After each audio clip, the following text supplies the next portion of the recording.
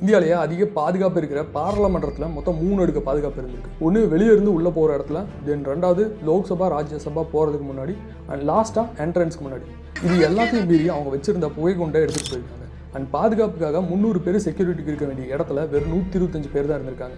பார்வையாளர்கள் இருக்கிற இடத்துல இருந்து குதிச்சு சர்வாதிகாரம் ரொம்ப நாள் நீடிக்காது, மணிப்பூர் ஜெய்பீம் இந்தியா வாழ்கன்னு கத்திட்டு சபாநாயகரோட சேர் வரைக்கும் எடுத்துகிட்டு போக பார்த்துருக்காங்க. ஆனால் பஞ்சாப் எம்பி ஒருத்தர் மடக்கி பிடிச்சார். இதை செஞ்சதுக்காக மொத்தம் 7 பேரை அரெஸ்ட் பண்ணியிருக்காங்க. சாகர் சர்மா, மனோரஞ்சன், அமோல் ஷிண்டே, நீலம் மாதிரியான ஆளுங்க. இவங்க முதல்ல ஒரு ஃபேஸ்புக் குரூப்பில் சேட் பண்ணி இந்த மாதிரி ஒரு விஷயத்த செய்யலாம்னு 1 வருஷமாக பிளான் போட்டது சொல்லப்படுது. அந்த குரூப் ஆரம்பித்ததும் 2021 தான். பொதுவாக இவங்க எல்லாரும் நல்லா படித்த ஆனால் சரியான வேலை கிடைக்காம இருக்கிற ஆட்கள். உதாரணமாக நீலம் கூட ஹரியானா டீச்சர் எலிஜிபிலிட்டி டெஸ்ட்டில் பாஸ் பண்ணியிருக்காங்க. அது போக MA, M.Ed அண்ட் M.Phil எல்லாம் படிச்சிருக்காங்க.